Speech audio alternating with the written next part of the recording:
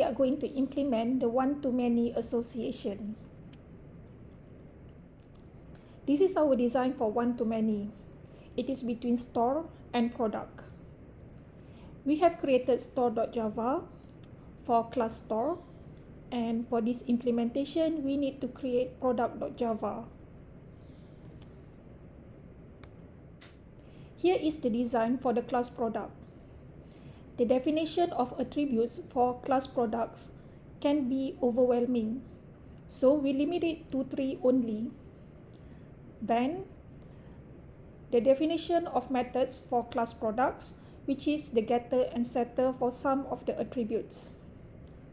I leave the definition of other getter and setter to you. Here we have prepared the initial implementation of product.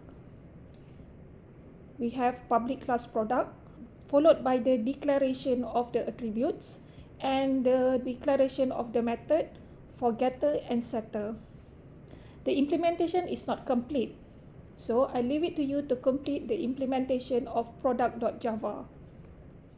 After we have implemented our product.java, we need to implement the one-to-many relationship.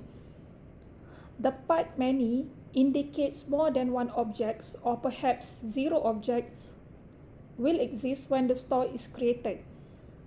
The many part can be implemented using array or other sequential data structure.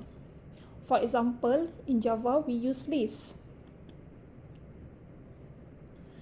Let's name the object that represent many in the association as products.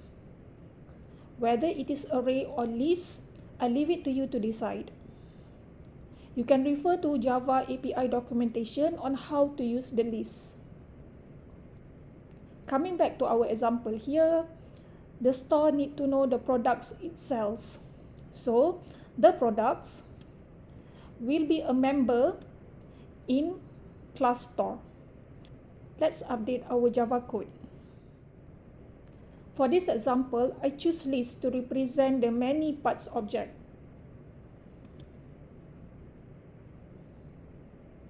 This is the implementation of one-to-many between class store and class product.